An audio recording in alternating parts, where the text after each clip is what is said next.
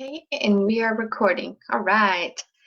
Okay, so buenas tardes y bienvenidos a todos. My name is Dr. Valerie A. Martinez, and I am the History Program Head and Assistant Professor of History at Our Lady of the Lake University, and I welcome you to the next installment of the Critical Pedagogy Workshop Series, again designed to introduce educators, students, and community members to strategies that will promote inclusivity and equity when engaging students. Whether this is in a classroom setting, a student organization, or community-sponsored meeting or event, anyone can apply these strategies. I thank our institutional sponsors here at Our Lady of the Lake, including the Office of Academic Affairs and Dr. Aimee Villarreal and the Center for Mexican American Studies and Research. We also thank Humanities Texas for funding this programming. So Dr. Jane Grosjean provided a wonderful presentation last Thursday. So today we will be focusing on our syllabus redesign.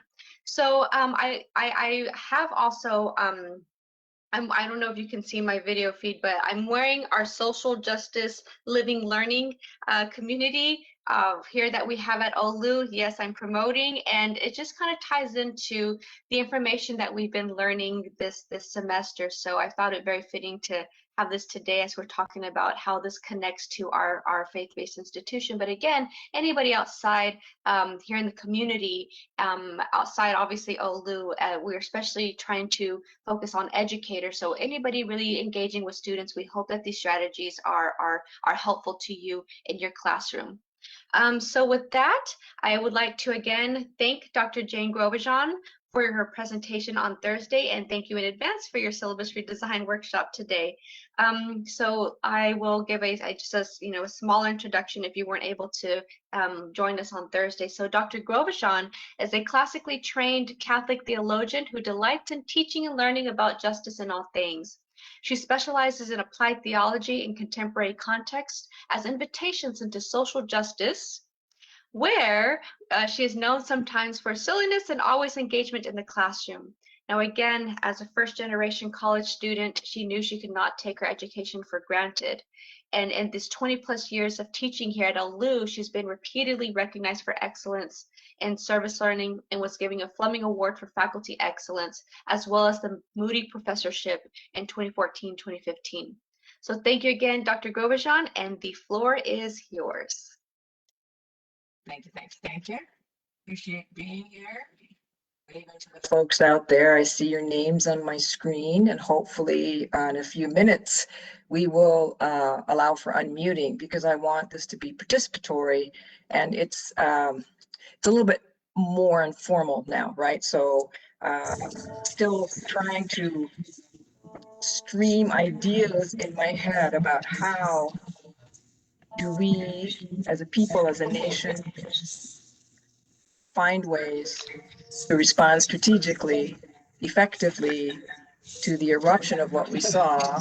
From a perspective of liberation theology, we saw an eruption of the gospel this last summer and all of its manifestations.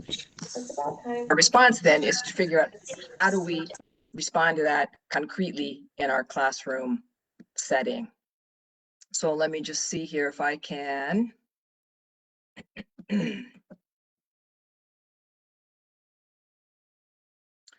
So I want to just sort of ask open-ended questions, right? So again, one of the things we're seeing here, the reality of curriculum violence, that's a big, big word, but ways that I tend to think about it is how. And this is a normative question for all of us. It's not directed at anyone in particular. It's not simply directed at me because I'm white, like Wonder Bread, right? I am white, like Wonder Bread.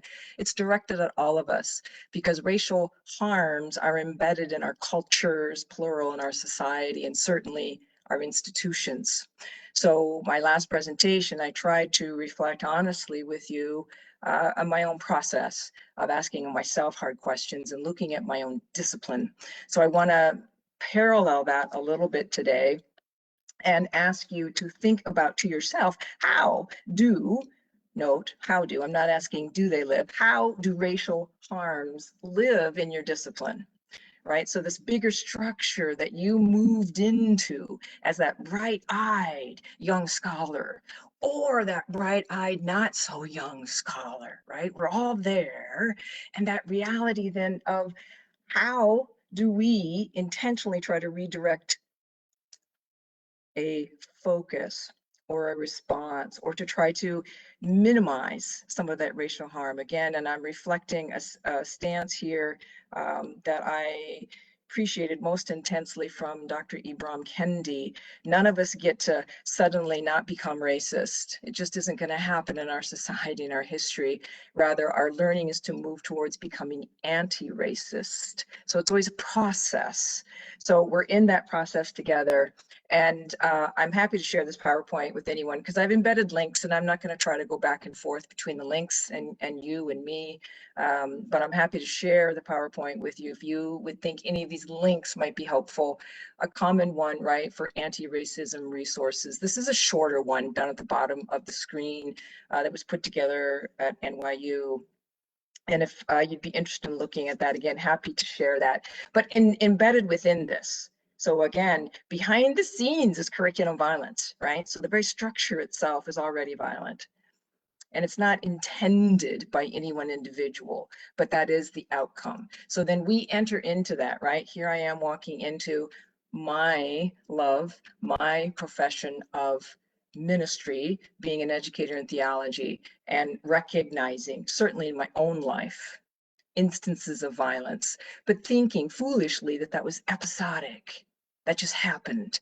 Stepping back and recognizing, oh, now, wait a minute, there may have been other larger structural realities. And I say this again as someone who recognized early on in my life ways in which my religious tradition and theology in general did not know how to sustain my personhood as a female person, as a survivor of childhood sexual abuse, as a queer person. And yet, that was my chosen profession. So now, here I come into this, and I'm asking you to do something similar. How do you teach? How do we teach? Who are you? And note, I'm not asking you, what do you teach? That might become important too. But first, I want you just to sort of think and jot down maybe notes to yourself. How do you teach? What is it that you bring with you in addition to, right, the particular syllabus or the texts or the assessments, all those things that we talk about over and over again. So putting us in this reality, the normativity of violence that's embedded in our institutions and our structures. I'm focusing on racialized violence. And again, I am holding myself accountable in a particular kind of way right now. So you might have noticed if you were with me on Thursday and the rest of us, I'm looking at anti-Black racism and ways in which we see that so deeply embedded across our cultures and history, certainly not just within my discipline, but trying to give you kind of a little synopsis of a little piece of history and what that means then for a 21st century application of that. And then coming into that saying, okay, my ideals, my visions, my training, my sense of value, my playmates here, all of that, how do I reflect on that in a critical way to try to move towards becoming more anti-racist? So the general way I'm posing this, how can we move? And again, it isn't will we, it's how can we move into racial change? So the premise is, again, that we must change. So I'd like to open this up, and I'm going to go ahead and stop sharing my screen for a little bit. And again, we always want to start out with those moments of success. So notice, right? I'm validating all of you in the work that you do, in the dreams and the aspirations that you have. And again, to edify us in this space, to edify us, to help us stand together. I would love to hear from you. What are some success stories you want to share? So let me go ahead and stop sharing, just so that you don't have to see that screen, right? You don't have to see the slide there. But would anyone care to, and if you can be unmuted, I don't know, Valerie or I may, if you can unmute folks, or if you want to pop in the chat. Yes, we can definitely unmute everyone, but we'll receive like this echo Okay. if everybody doesn't mute themselves, right? Okay. But we can definitely do that right now and see what Okay, happens. so if people would, when you're going to be given the power to speak, right? But then if you can mute yourself right after Dr. Villarreal gives you that power, and then come into the conversation as you feel comfortable. I'm going to unmute.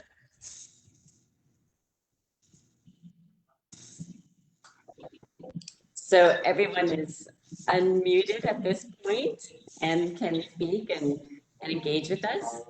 So to answer, I'll start, I guess, with the, answering the question. And some of my, I guess, successes are with Mexican American Studies is that students feel pride for the first time sometimes in who they are and in their history. And this helps them feel more confident about themselves and also more confident about their abilities. And they feel more empowered and they feel like they understand something about themselves that they didn't before. And so I think that that is, one of the most important successes that I see, when I teach the class, and it's also very rewarding. Cool, thank you. Anyone else want to jump in there, right? And this isn't, it's not bragging. It's creating, again, a different kind of cloud of witnesses and ways in which we can look at and say, you know what, we do have successes and we build on those. Who else can give me another story or an example of something that you have found helpful, moving you a teensy little bit or maybe a big bit into promise of racial change?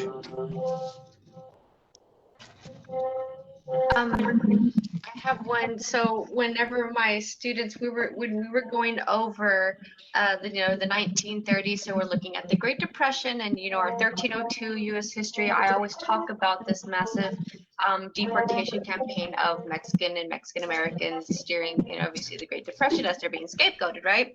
So most of the time, when I used to do this years back, I would get the oh, I've never heard of this, right? But increasingly, and I'm very much believing it is because of this new effort to provide ethnic studies courses like Mexican American history, African American history, and later we're hoping Native American history into K through 12. Increasingly, I am now having students saying, yes, I have heard about this, and that makes me feel so happy. Some folks are also saying that, some of their parents or not their parents, excuse me, their family members, they had someone in their family that was unfortunately, deported during this moment. So, but increasingly, again, folks are hearing about it, and that just makes me so happy. So no longer do I get crickets. Now and again, I really do have. I really think it's because we have this increased momentum for ethnic studies in K through 12 education, especially here in Texas. So that's a big moment for me, and all those others who teach ethnic studies and wanting to see this into mainstream regular history courses, right? Cool stuff, good deal. Anyone else? Bernadette, I saw you out there coming on. Are you, oh, I see something in the chat. Bernadette, did you want to say something? Sure.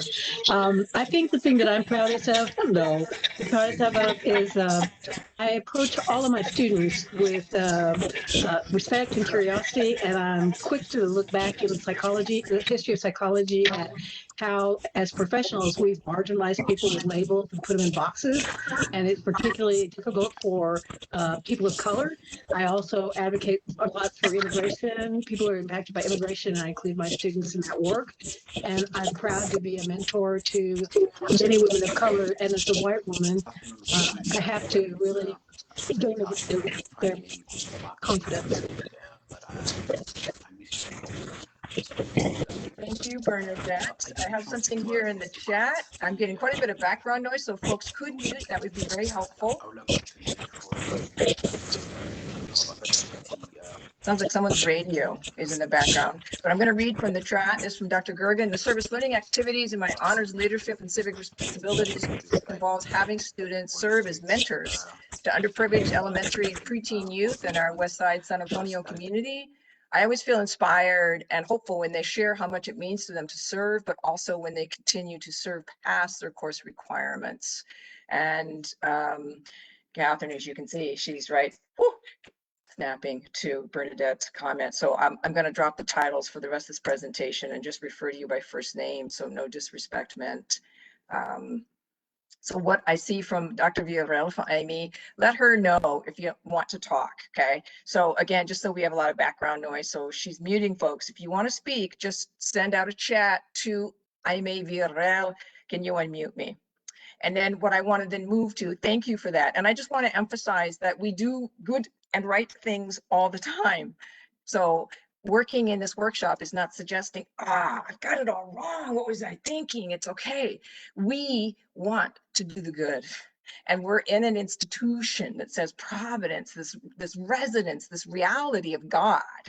And I mean God in an infinite kind of way, not some grand being in the sky, is really a force, an entity within our world that moves somehow things to good, even things that we couldn't intend to be good. So there is that reality. And we see that certainly in our history with the congregation. We see that in our fellow colleagues, those who've retired, those who've been taken up already into that great space of death. We miss them still immensely this day. They've honored us and we continue to honor them. So I want to pose and keep us in that space of greatness. And then that second question, right? So these two things always live in tension. And I'll just repeat the question, then I'll go back to some of these slides. What are some challenges? What are some challenges you've encountered when trying to engage a directive pedagogy? And what I mean by that is one that insists upon deep equity, right? So specifically looking at racial realities, one that's directive, insisting on deep racial equity in America, in the United States, because that's where we are, instead of, for example, a model of assimilation or a success-driven immigrant model. Anybody want to share some of the challenges they've encountered? And while you're thinking, I'm going to repeat Jacob Sanchez's contribution on the chat. As a school of social work, we had some very strong conversations regarding racism, Afro-American experience in the United States, realizing in a lot of ways, we really had not conversed as a school at all about that experience. Following that, we organized a panel discussion with faculty and students. Appreciate that, Jacob. And I just want to underscore, right? Wow, how easy it is to do that, right? To not realize we haven't talked about this. We haven't replaced ourselves in that. So I appreciate that. I'm going to go ahead and unmute and see if anyone wants to share some of the challenges you faced and the way I worded it, creating these directive pedagogies to address and to make racial equity more of a reality in our classrooms, in our university, in our community. Well, I'll share first. Some of the challenges that I face are getting students and people, when I'm training people on anti-racism, to understand that this is not a historical, this is not in the past. So a lot of people think that racism is over and that it's in the past, and they'll talk about, well, we had a Black president and things like that. So yes, of course we've made progress, but it's not historical. It's not in the past. It is historical, but it's not, doesn't exist just in the past. And then the idea of colorblindness, that all humans are humans and we don't, I don't see color. And so the idea that racism doesn't exist because I'm colorblind. So that's another ideology that allows racism to persist. And another problem that I often encounter is people not understanding the difference between racism and anti-Blackness. So those are two different things. And so racism is kind of a gradient, and it can encompass a lot of people who are racialized, right? But anti-Blackness is something very specific and also very widespread, right? We could even say it's global in scale, and that this requires us to engage with anti-Blackness differently than with racism. So those are just some of the challenges that I've faced in my teaching. Thank you. I have here a comment on the chat, Nyesha. And again, this is terrible. I'm going to ask for your forgiveness. Tunchu Cooper, maybe not even close to pronouncing correctly your name. My apologies. She says, I'm finding that the body in which I appear, being a Black woman from the global South, and teach through causes visible resistance, which positions my pedagogy as anti, right? So anti presumably being against something. So including otherized voices. Hold, my chat moved, I'm sorry. Computers and all of that. So including otherwise voices and experiences as valuable knowledge producers is seen as radical. Absolutely, right? So again, that way in which so many of us for so long thought that we were in the middle, right? We were doing that work in the middle when all along you and others have been really already situated in these places where knowledge, where wisdom, transformation is already occurring, but we're unable to see it because of our positionality, or if I use language of liberation theology, our social location. Ideas of nationalism from Jacob and the ideas of capitalism or philosophies of freedom and democracy are deeply at play. I don't think that myself or others have meditated strongly on how they're influenced by Western ideas. We do not fully understand the neuroscience of bias as well. From Esther, from Dr. Gergen, I'll share a huge sense of vulnerability I feel when faced with engaging in meaningful discussion about anti-racism due to a self-awareness that I have much to identify, learn, and understand myself. So again, thank you. Thank you for the name coach help as well. I am with you in that space that we're all a work in progress. And I want to suggest, and this is perhaps just me, if we're not a little bit nervous, if we're not a little bit uneasy about going into these conversations, we're maybe operating from a different space, that there's so much we don't know. And part of it is always being willing to look at within ourselves and see, okay, how do I tend to this? And for me, and again, I love questions, not so good with answers. I work quite a bit from failure. And my spouse could tell you a lot more about that, but I'll leave that for another day. Ways in which, and I will say we need failure in some sense as that spark to move us forward into something different. Anyone else want to add, and then we can move forward? Anyone else want to add some of the challenges or moments where you think, yeah, I'm not sure that works so well?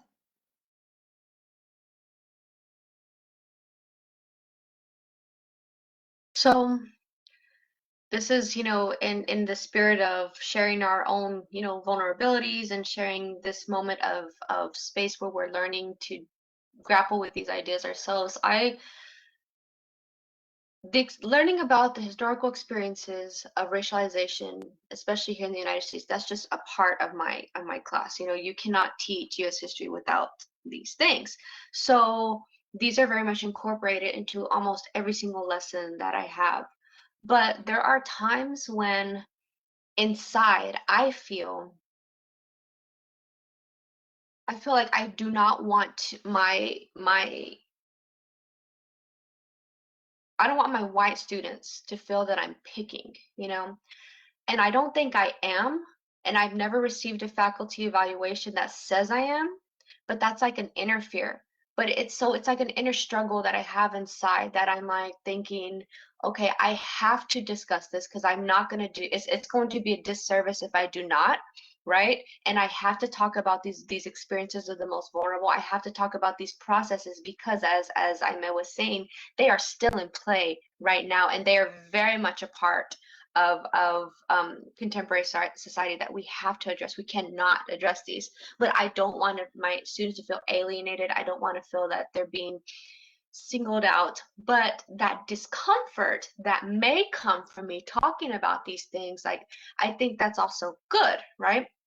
That's how, that's a lived experience of me walking into a restaurant and seeing different faces, and then me having this automatic discomfort and unease, and I don't want it to be there, but it's there, you know. So I think maybe discomfort is part of the process, but I still can't help these feelings. I know it's we're getting deep, right? This is a workshop where we're supposed to be dealing with this, so you know, bringing it all out, bringing it out.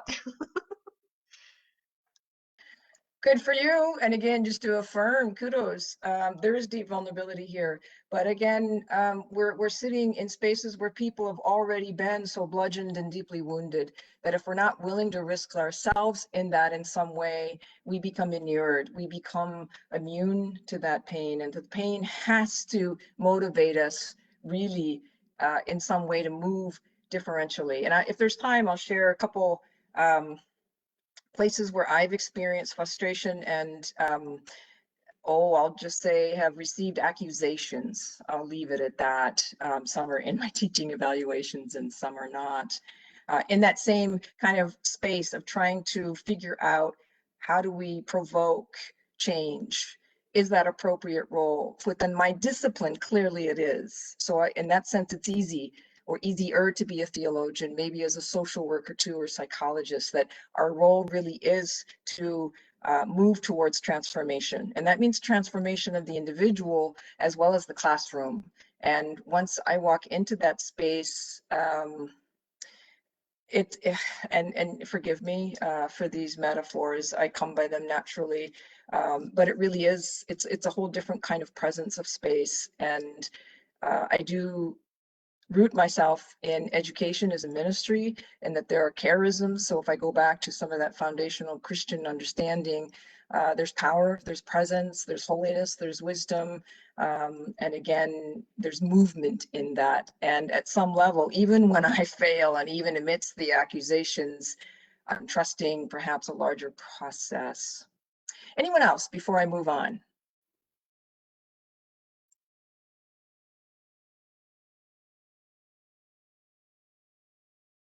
This is that moment of looking into a blank screen and kind of counting and waiting. I certainly wouldn't want to miss anyone's insights. So we'll come back to that.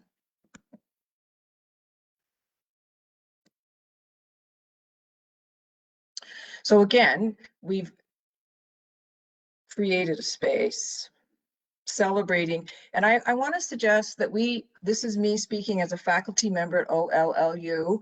I think we as faculty, as colleagues, need to do better creating these kind of spaces where we can shore one another up and share some of our successes, as well as shore one another up and share some of our frustrations. That they're just so basic to me, and we don't have that enough.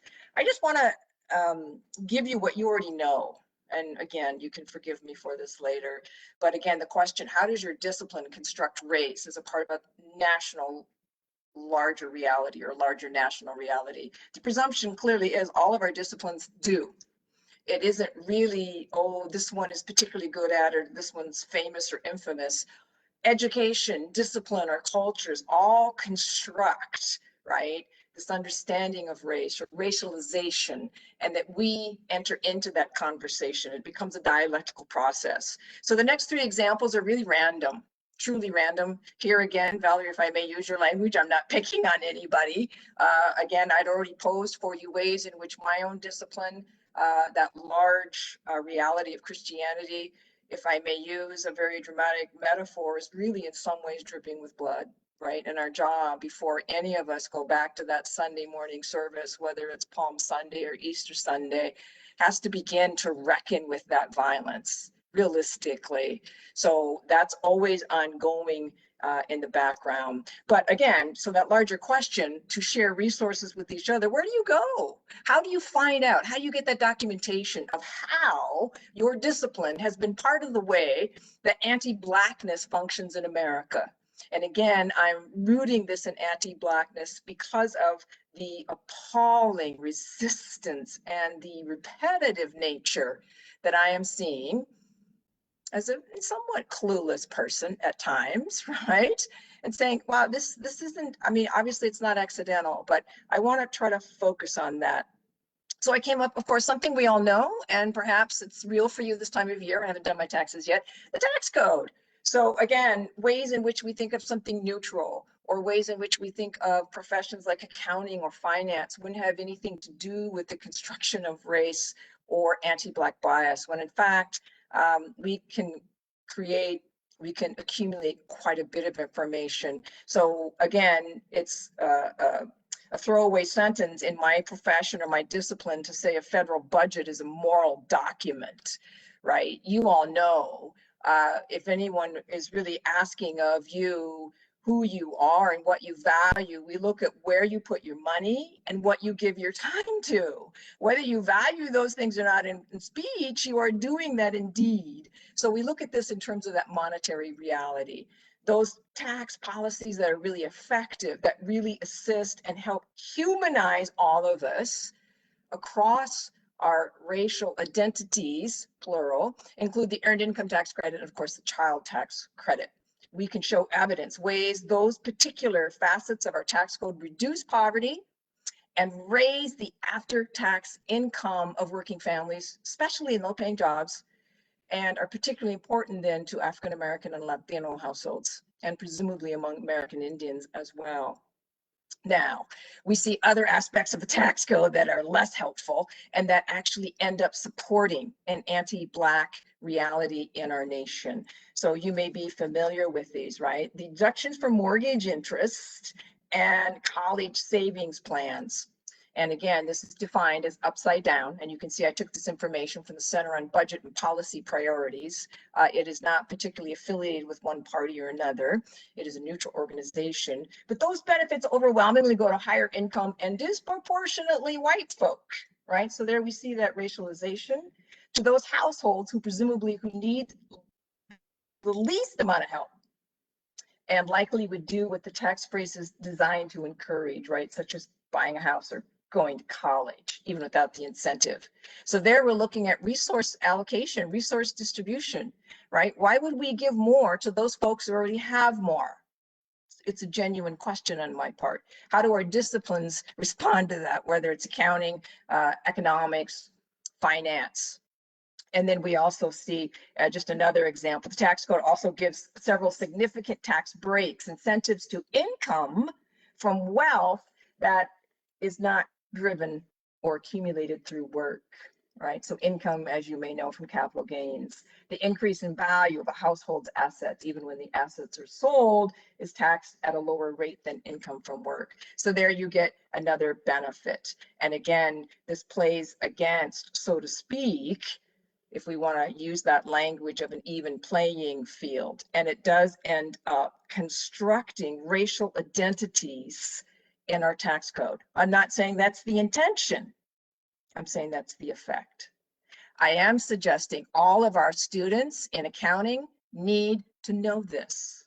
So that's a bigger challenge. How do our professors in accounting teach what it means to be a good accountant beyond the literal aspect of the profession of accounting, to see ways in which, especially at a Catholic university, ways in which our disciplines contribute meaningfully to the betterment of all, and especially with a proactive stance, a preferential option for those who are most burdened by an existing policy. So the next area is in healthcare and among medical professionals, right? So here, presumably, we would be looking at a variety of sciences that inform it. Now, I'm not pointing fingers at any one individual, right? So again, what we see here, right? Medical schools, they don't focus on this. They're neutral, they're objective. It's implicitly taught that all patients present signs and symptoms in the same way. That just isn't true. And we know there's not enough information, particularly on African-American or Black patients and their experiences of illness. So what we begin to see, medical school, good, right? As a structure, yeah, we want well-trained individuals in our professions of healing, but we also need to do more training in those institutions. So we know medical students aren't given sufficient information about the impact of racism on a person's health outcomes and the impact of racism on their access to health. So in effect, again, and this is coming out of organizations, right, that are supportive of the American Medical Association, pushing for, advocating for anti-racism training so that physicians, those who are primarily influenced by sciences, become aware of their biases and can learn how to become an ally as a medical professional and advocate for their patients' well-being. And again, what happens here, as you know, this falls outside of our current structure, that it's presumed again that there's this neutrality.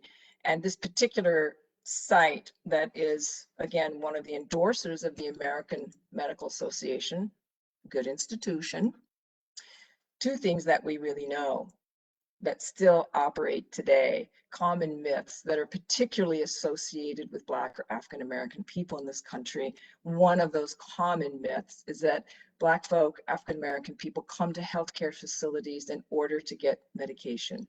So they're already contextualized in some way in a larger script that quite frequently a doctor might not know, or a practitioner of well-being might not know up here in the frontal lobe, but carries, again, an implicit bias, and they're seen potentially as addicts.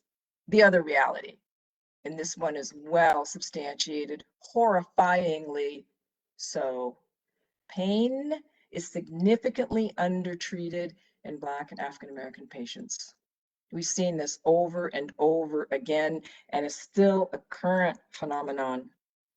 Of course, I don't have to tell you ways in which death and dying are portioned out to us based on our racial and socioeconomic identities. Outrageous, such a scandal. What we begin to see is ways in which death itself becomes a byproduct in the 21st century of ways in which racism functions among our communities.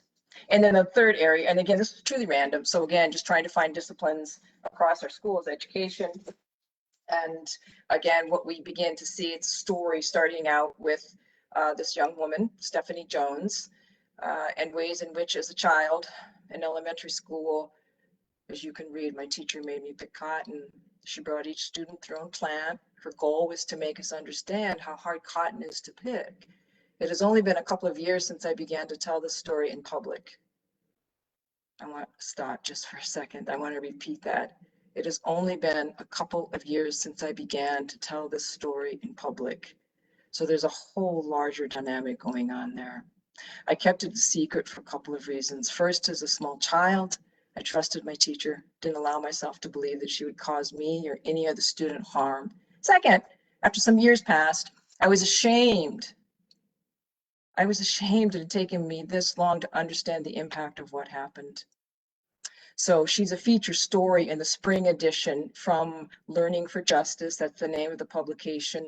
The name of that particular journal. The feature for that issue is Ending Curriculum Violence. Again, if you'd want to play around on Facebook and follow this link at another time, I'm captured by this idea. It's on Facebook, and they're trying to build a more permanent site, but they're trying to map out, so we actually see spatially teaching traumas, right? Mapping racial traumas that occur in our educational institutions from the time so when we're just the little young, precious ones, to the time we're in college and even graduate school. And we're still precious, maybe just not as young. Michael Dumas, right? He teaches at the University of California. He's at Berkeley's Graduate School of Education, African American Studies. He describes school as a particularly harmful place for Black students. You can read that in a longer article, Losing an Arm, Schooling as a Site of Black Suffering. And he suggests this place for suffering has been the one we're least willing to acknowledge or give voice to. Ways in which our schoolrooms, coming from the best intentions, right, has become such a site of repetition of trauma, and again, that disgracing. And then the last connection to this, again, if you'd want to hear it, perhaps some of you did, it was earlier this month, March 1st, I was taken with this, and again, sort of that like, I can't believe this, I'm only learning this now, but of course, right, for some, not all, but for some Black and African American students, remote learning has been a place of refuge. It's a place for them to escape. It's a place for them to escape micro, macro aggressions, constantly being on the defensive, constantly have to monitor themselves. And again, that gives us pause, I would hope, to be thinking about, okay, where do we go from there? What does that suggest to us when we want to tweak? This requires far more than tweaking. When we want to have larger conversations about how do our schoolrooms become sites of violence? And I want to take that seriously. We are an educational institution. I would not ever be so arrogant as to assume I don't participate in this. It's a genuine question for me that I need help with. I want to have spaces where I can actually sit with you, preferably face to face with a cup of coffee, and begin to actually have these hard and important conversations. So I'm going to stop sharing for a sec. So again, just sort of rolling around at random, and it was random, 3 different professions or disciplines. Just want to see if there's responses, or if it helped you, or actually maybe moved you away from, you can give pro or con, ways that we need to do better work at thinking critically about our own disciplines and how our disciplines function beyond my or your good intentions. Anyone want to jump in there? Yeah, so I believe we have Professor Vasquez had her hand up. Would you like to be unmuted, Deborah? They want to know if you want to be unmuted.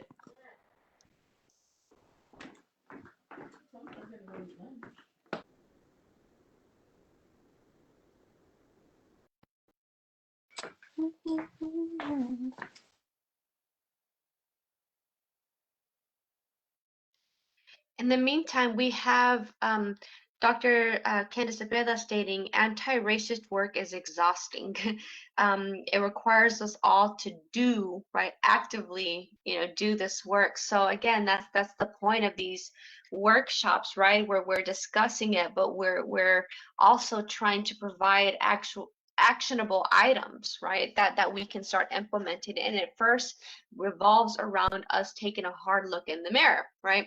So Cepeda continues, such as, again, in this effort to actively conduct this work, we're reading work outside of our discipline, we're revising our curriculum, we're revising our pedagogy. So we need to continue with this actionable thing. So the question, it referred to the last slide. Okay, well, that's okay, sorry.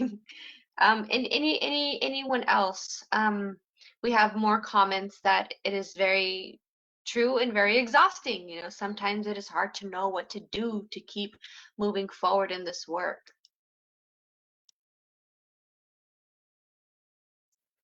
Okay, I affirm all that. I, again, want to suggest ways in which we get better at supporting each other. And on Candace, loud shout out, I hear it loud and clear. We are exhausted. And part of it is, again, ways in which we can't stop. We can't stop. You know it, I know, those of us here, we know this. So again, one of the things I had heard from a colleague was, why are you even bothering to do this? I was like, excuse me? And I didn't know if it was directed at me or just sort of the general thinking. And the person said, well, you're preaching to the choir. What is the point of having these workshops when the folks there, like you're preaching to the choir? And I don't agree that I'm preaching to the choir, first of all. And secondly, I think there's value in preaching to the choir. We need to practice our preaching and learn how to accompany one another in some ways in these spaces. So I want to just throw out, and again, my responses here are very simple. I'm a very simple person.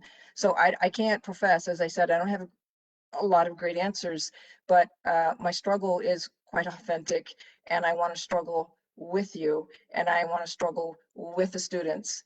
And I make that known early on. I ask the students to struggle. And that's also been a point of tension for me. In fact, some of my colleagues have said that that's inappropriate, that I'm asking my students to suffer. And I said, no, I'm not ever asking my students to suffer. However, I am asking them to see others suffering around them, and then to try to create kind of an eloquent approach to how we respond as a community of learning. And sometimes I have strong experiences of success, sometimes I don't.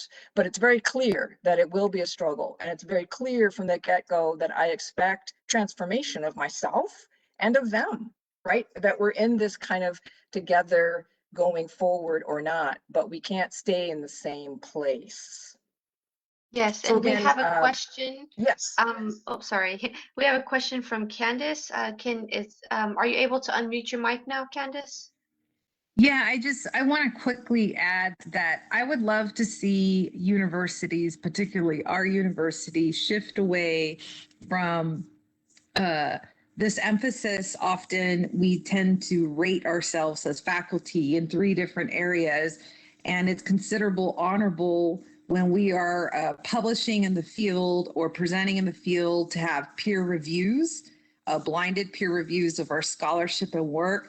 Yet we don't do that with our curriculum. We don't offer our curriculum to each other. Often, if it does happen, it often is only in the department or in the discipline to say, hey, I'm teaching this class. What books am I missing? Or what assignments, do I need to revisit? Or how can I bring in personal testimony? Or what's the value of that? We often, spend so much time on honoring our research publications, but when are we actually doing peer review of curriculum? It's quite rare. And just lastly, I'll say this: there is many of us on campus, even in San Antonio, that we're doing the work of anti-racist pedagogy. And, often we are, asked to look over work, et cetera, but we don't have it in a place that is institutionalized where we could turn to get that feedback and that peer review. I think that's possibly a start, at least for our school.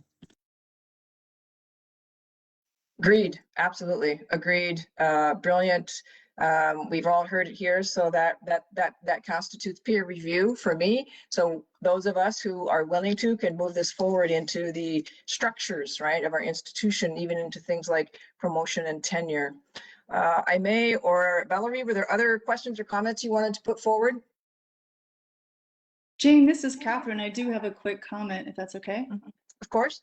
So going back to what you were just talking about, that has been my burning sort of question that I'm seeking support from my colleagues about how to not do damage when I address, from my perspective, and when I address these topics in class, which I've been doing as a social psychologist. We talk about stereotyping, prejudice, discrimination at the undergrad and grad levels, and every time I do feel like I'm harming people of color, particularly Black students, and students, leave the room. And so I don't want to do any more harm, but we have to address it. So if anyone has advice on how to handle that, that would be helpful. I don't want to do any more harm.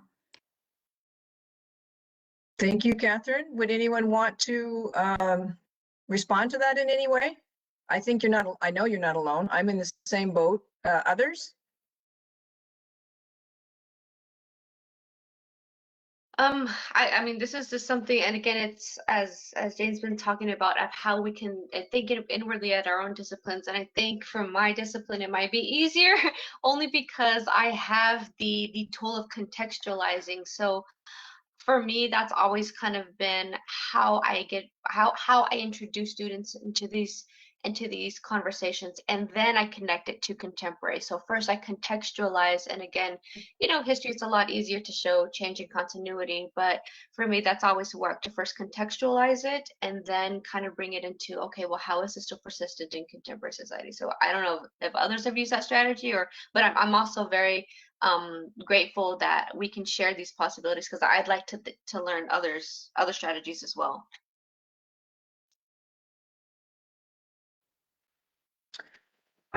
Think that, sorry, I might have interrupted, but No, this is Aime. In talking to my students about decolonization, I have to tell them that, it's a painful process. that it is going to put you into an uncomfortable space, and that process is generative. And so, we have to work through this pain together, and, providing the spaces and letting the students kind of take the lead when it comes to expressing that or talking about it. And I think the thing that my students often confront is they say, why was this stuff hidden from me? Right? How come I wasn't taught this before? Why am I, coming to college and this is the first time I have heard about this history or this, these issues? And so, that's a point of frustration and also anger that they have, that people have lied to them, for example, or their teachers have lied to them, or that, why don't they know this? So it's working through that energy collectively. And then by the end, I think that we've done a lot of that processing, but it is certainly not easy. Thank you, Aimee.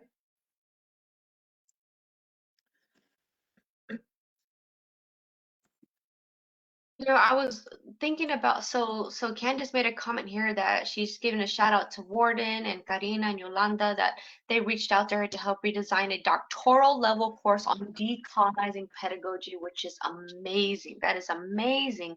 So do we, and if anybody in the audience, maybe in your other institutions or in the community, is there something that we have that's similar for undergrads? If in our educational program, or other outside, education of OLU. Is this something for undergrads? Because it should be too, right? It needs to be at this point. It needs to be some type of a course that is incorporated into their degree plan.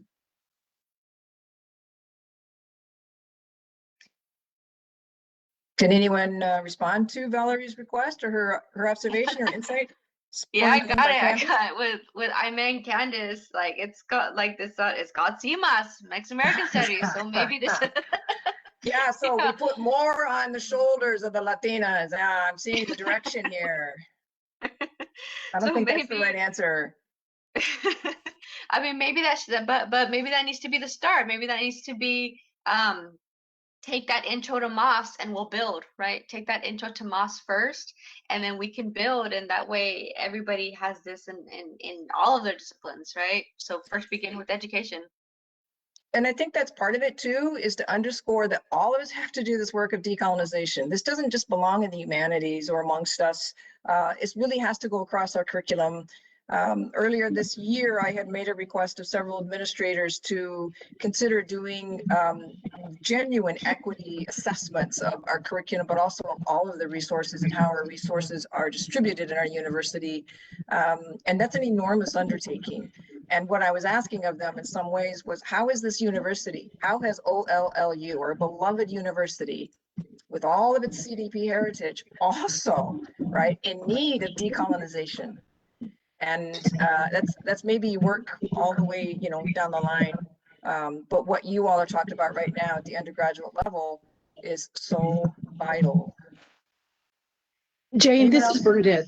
Yeah. I'm sorry. This is Bernadette. I just wanted to say something that I feel really strongly about, and thank you for doing this work. But I think it's also essential that we that are the white faculty member, I think we need to take ownership of the wrongs that have been done throughout history. And when I'm teaching my students, I always teach the other perspective from what we've done to the other communities. I have several courses, which it's shocking to people that know that they didn't get taught history truthfully.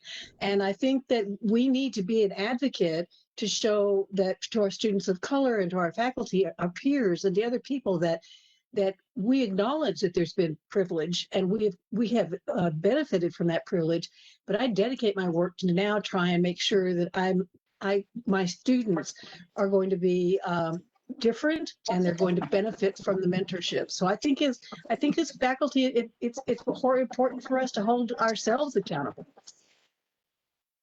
I would agree. And again, I always want to look to the structure. I want structural support for that. So it isn't just a few of us preaching to the choir, but that we create a way, or that we do this in concert with the institutional face of the university, so that we can demonstrate our equity work isn't episodic, and it isn't falling on a few shoulders, but it really is representative of the institution. It's integrated into our mission. It's a specific component of our values. It's not there right now.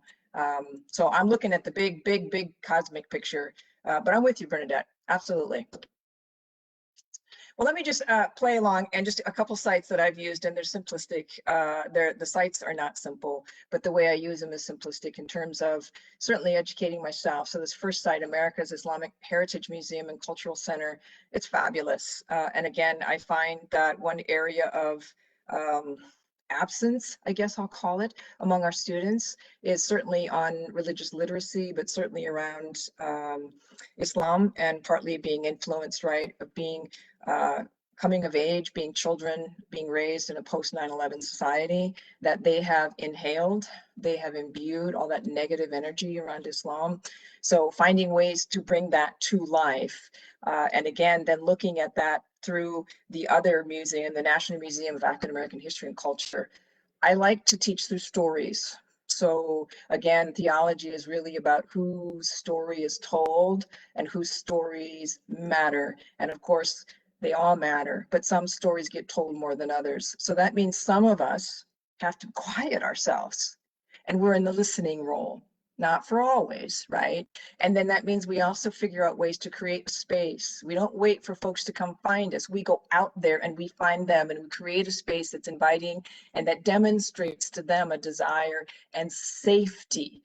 We relish that space. We want them to know that we hunger for those stories. So these are two different sites. And again, if I may just give you some of the learning, again, that I did recently, right? So again, here's me, the theologian. Dang.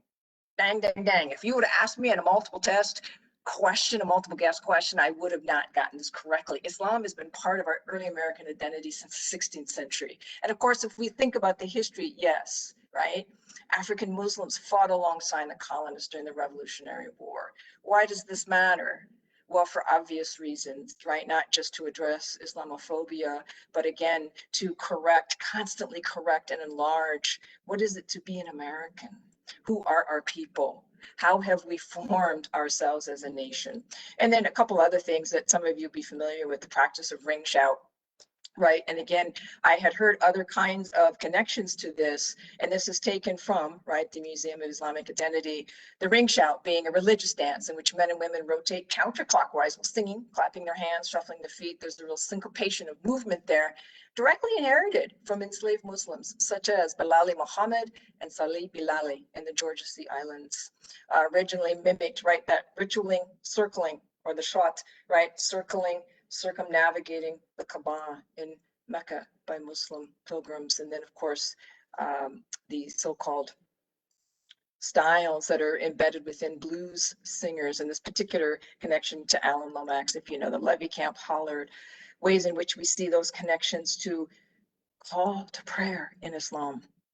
So for me, it's this beautiful, deep, overlapping identities that I want our students to get excited about. And I want, when they look in a mirror and they're listening to blues, I want them to think just for a minute of who do they know? Who do they know that's Muslim? And then to think about how come they don't know anyone who's Muslim.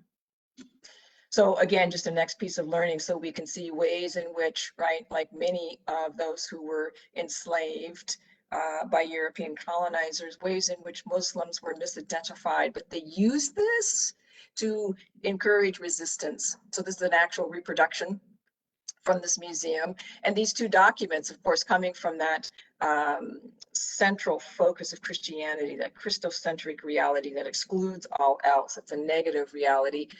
Perceived, they saw these documents as being penned by a Christian person, because again, the presumption of literacy, only quote unquote Christians were literate, and they erroneously thought it was Psalm 23 in the Lord's Prayer, when in fact it is a code.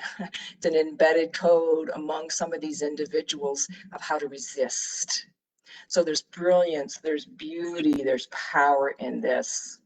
A couple other things, just a couple other sites, again, on very basic level that I've used. I use the site over and over again. And if you haven't seen it, spend some time. It was originally sponsored by CNN. First time I realized I was Black. And again, playing on Du Bois' insight.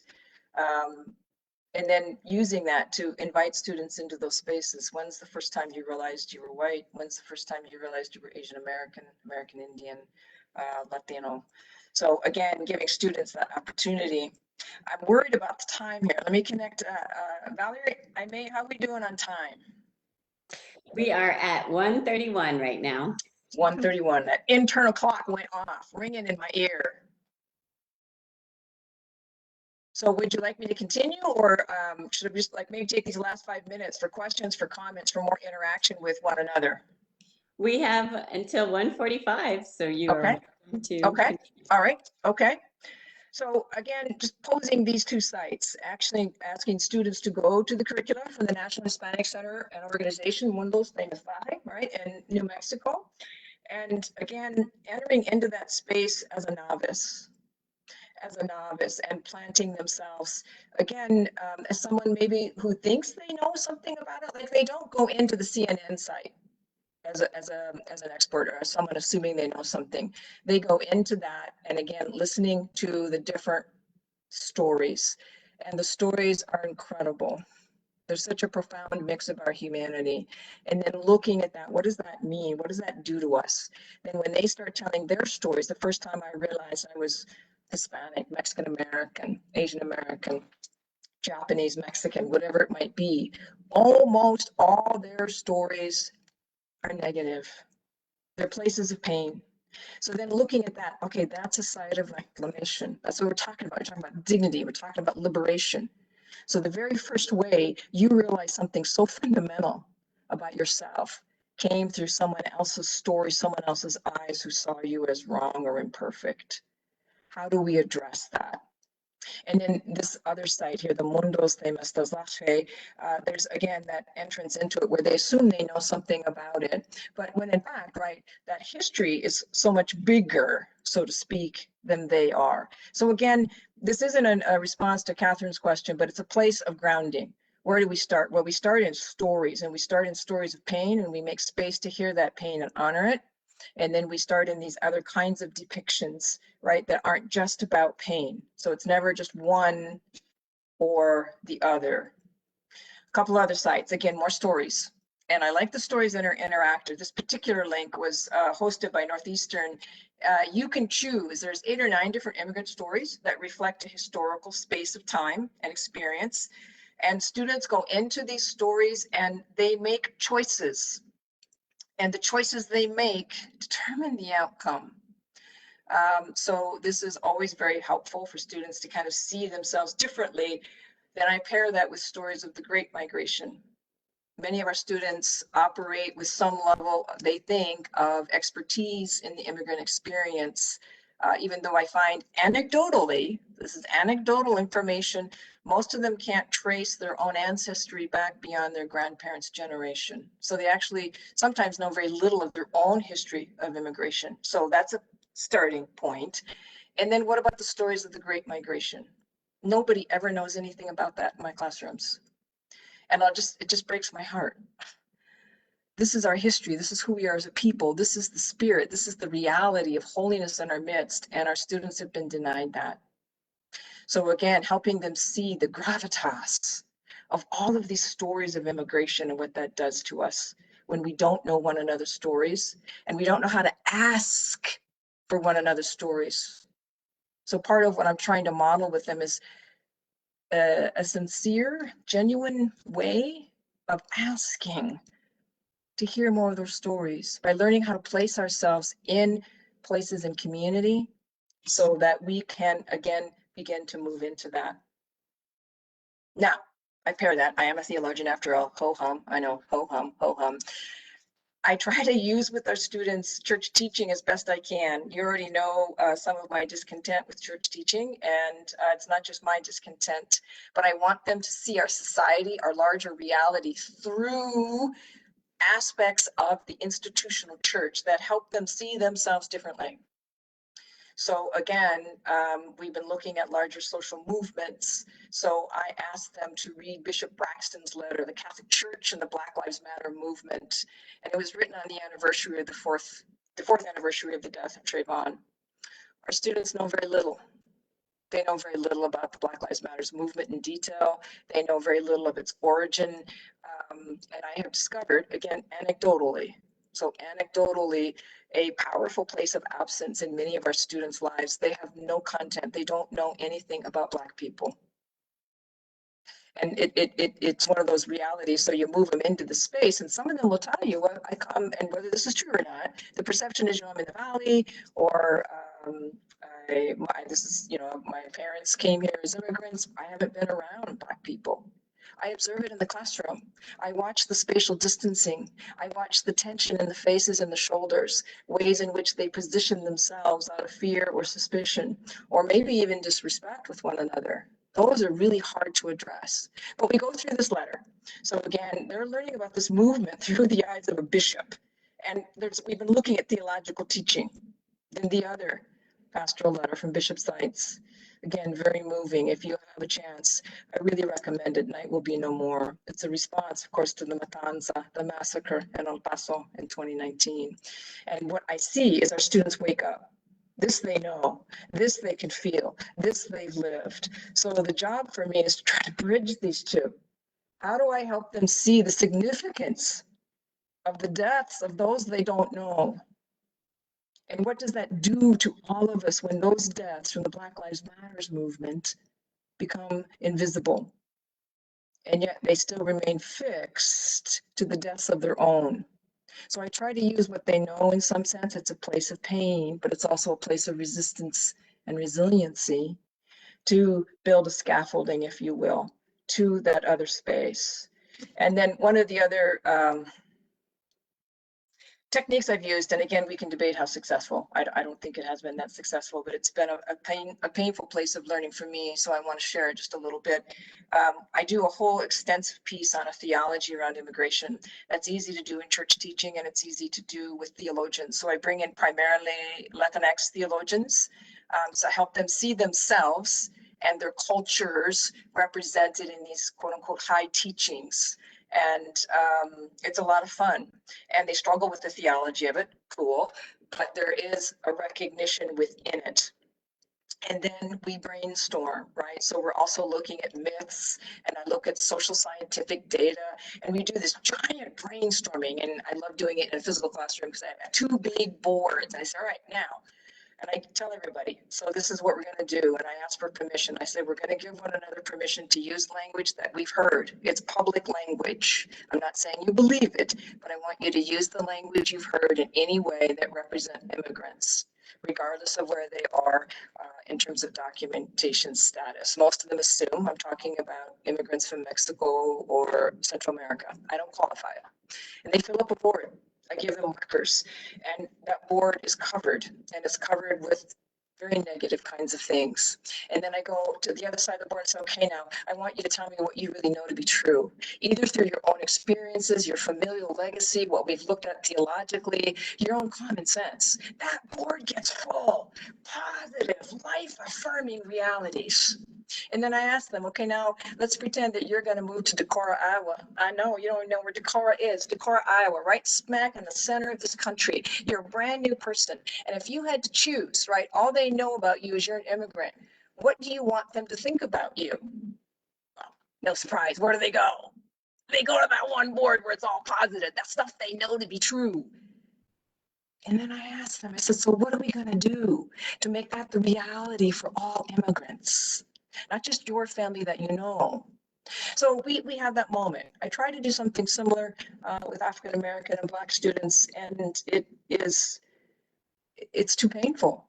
I have them write things to me privately, and I put them in very, very small letters on the board, very compact.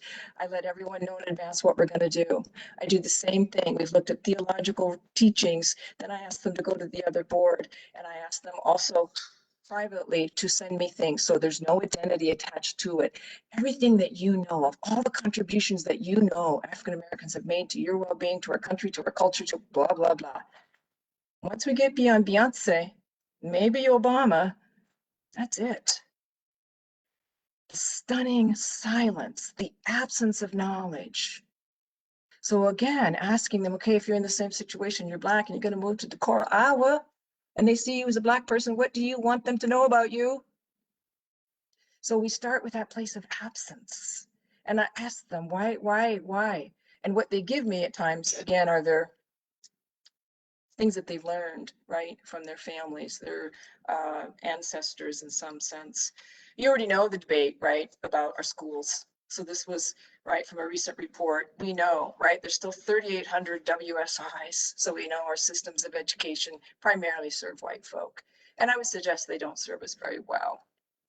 My last puzzle, and then I'm going to be quiet. And it's a genuine question for me. As watching us receive and recoil and grieve the killing of Mr. George Floyd, and among many others, but particularly with Mr. Floyd, so many people identified with him. So many people saw him as their son, their brother, their uncle, their dad, their friend, their co-worker. That quick and readiness to identify with him. I have yet to meet anyone who identifies with Mr. Chauvin. And my point in this is both of these individuals are products, are realities of our society. Why are we not able to see the harm and the violence that we are also responsible for in that actions of Mr. Chauvin? So I'm going to leave it there. And again, I'm happy to share this if you want any of this data for any reason, but let me just check in and quiet myself. Comments, suggestions, accusations. There's a comment here that says an unpublished manuscript by Richard Wright, author of Native Son, that was rejected by his publisher in the 50s because it was too uncomfortable for white people to read, is being published and released in April. It is called The Man Who Lived Underground. It truly foreshadowed what is happening today. His son commented it might have changed history sooner. And Bernadette says she intends to read it. And I thank you for that comment, Bernadette, because again, that really hits to my comment earlier as to, dealing with this discomfort. And I thank you, Bernadette. I mean, truly, that really makes me feel that, these are uncomfortable conversations, but you have to have them. And in the Q&A, when Dr. Govajan was talking about historical erasure, we have more comments and saying yes, because what will happen is the same thing that has happened, is the continued erasure of Native and Mexican Americans from the predominant narrative. So that's more information on why this needs to, it's been a long time coming, right? So thank you for your comments, everyone. And I'm happy if there's a site where you want me to upload some of these sites. If anyone's interested, I can pass on my PowerPoint to either Valerie or Aimee, or you can send me an email. Yes. So if you can send it to me, Jane, and I'll, Okay. we have a SharePoint site right Great. now that has some of these workshops. I still have to upload Stephanie's, but for everyone else, we have the falls are already there, so we can continue to add these on our SharePoint, so that way we all have access. And for anybody outside Olu, we are happy to share as well our resources, because just let us know. Send me an email, and I'll put my email in the chat just so again everyone has it. Cool. So again, I just want to reiterate, we all are where we are for a reason, and we need each other. We know this, but we really need each other, and we need to shore up and to call out to what's best in one another. And again, that sort of means that reality of what Valerie was talking about, and others' vulnerability, and being willing to say, this didn't work, right? So that reality, one of my little teeny signs of success that I had to explain to my chairperson and presumably to my provost on my teaching evaluations is all I teach is BLM and queer realities. It's interesting because I do bring in intersectionality, but I was very intentional. And then of course they said, oh yeah, and she has a lot to say about immigrants. So I thought, okay, success, right? So that's what, right? Pro-life, what is pro-life about? It's about anti-Black racism, and it's about strong and deep advocacy and working for the dignity of immigrants in particular along our southern border. So it was very specific. They caught that, but they saw it, of course, as a negative thing. and had a lot more to say about it, but I'll leave that be. Well, Dr. Gorjan, we thank you for the work that you do. We thank everybody in the audience for your participation. We thank Dr. Villarreal for hosting this, and we invite you to the next workshop provided by Dr. Rosalind Evans. It will be on how we can, yes, I'm super excited, of how we can deconstruct, again, these binaries. So we're looking at non-binary inclusivity. So join us on Thursday, April 15th. Same WebEx platform, 12:30 to 1:30, and then the syllabus redesign follows that following Monday on April 19th. So thank you, Dr. Gorjan, again. Thank you, everyone, and we'll see you next time. Have a great day. All right, thank you. Bye, everybody.